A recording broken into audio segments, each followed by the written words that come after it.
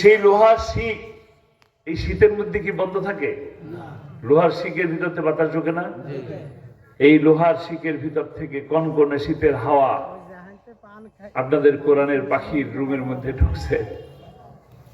তারপরে যখন সকালবেলা দেখা করতাম, মাসে একবার দেখা করার সুযোগ ছিল।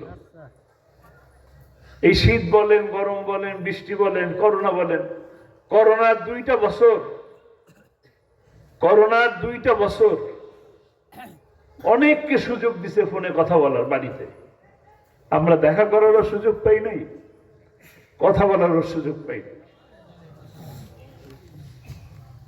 যখন দেখা করতে যেতাম মাত্র 30 মিনিটের সময় দিত। এই কেমন আছেন? আলহামদুলিল্লাহ ভালো আছি। যে অবস্থায় ছিলেন, এই শীতের পরে এত গরম, অসহ্য গরম, কিন্তু উনি সবসময় বলতেন আলহামদুলিল্লাহ, আল্লাহ ভালো রাখছেন, অনেক ভালো রাখছেন, আলহামদুলিল্লাহ। কখনোই বলেন নাই কষ্ট হচ্ছে। 13 বছরে একবারের জন্য তার মুখ থেকে শুনি নেই যে কষ্ট হচ্ছে। সম্পূর্ণ জীবনটা আল্লাহর রাহে উৎসর্গ করে দিচ্ছেন।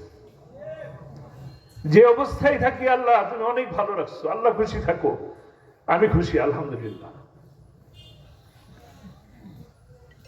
কিন্তু ইচ্ছে করলেই, তিনি যদি ইচ্ছে করতেন যে আমি আমার এই জীবন চাই না, আমি আরাম-আয়েশের জীবন চাই, তিনি আরাম-আয়েশের জীবন নিতে পারতেন।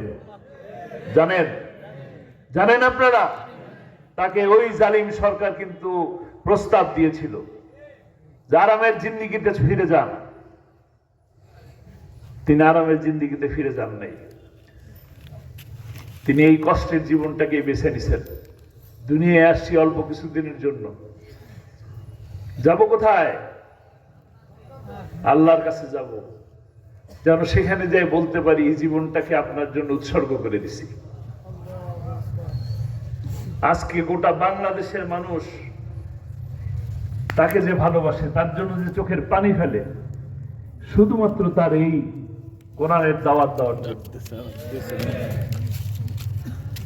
অন্য কোনো অপরাধ ছিল? তিনি রাজাকার ছিলেন? তিনি কি লুটেরা ছিলেন? যদি লুটেরাই থাকতেন তাহলে 96 থেকে 2006 সাল পর্যন্ত এমপি ছিলেন, 1 পয়সা দুর্নীতি করতে পারেন।